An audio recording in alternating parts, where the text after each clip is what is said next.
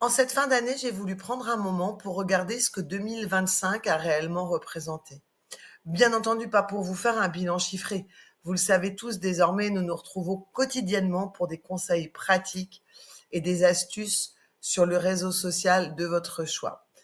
Ça n'est pas non plus pour faire une liste des réussites, mais c'est plutôt une manière de mesurer ce que cette année m'a appris aux côtés des personnes que j'ai pu accompagner. Je peux vous dire que j'ai vu des vies basculer et parfois extrêmement brutalement. J'ai vu des personnes arriver brisées par la séparation, persuadées qu'elles n'auraient plus jamais l'énergie nécessaire pour traverser ce qui les attendait. Et j'ai vu ces mêmes personnes se relever. Pas d'un seul geste, bien entendu, mais pas à pas, en reprenant appui, en redonnant du sens et en reconstruisant ce qui avait été ébranlé. Cette année m'a rappelé une chose réellement essentielle. Le divorce n'est pas un épisode administratif. C'est un changement de vie profond. Et quand on l'accompagne avec humanité, mais aussi rigueur, et surtout dans un cadre sécurisé, les trajectoires se transforment réellement.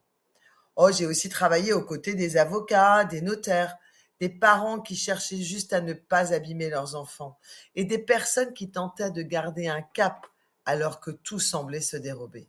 J'ai aussi vu la jouissance de ce que nous faisons ensemble, du calme retrouvé, de la charge mentale diminuée, des cogitations abandonnées, des décisions enfin possibles, des conflits évités, des familles préservées et surtout ce qui me tient tellement à cœur, des enfants protégés avec des vies réorientées avec lucidité. Cette année m'a confirmé que ma mission reste la même. Réduire la souffrance, éviter le conflit et permettre à chacun de reprendre le pouvoir et le contrôle sur sa vie. Et vous qui m'avez fait confiance en 2024, je vous adresse un immense merci. Merci pour votre courage, votre audace peut-être, votre sincérité et la qualité du chemin parcouru.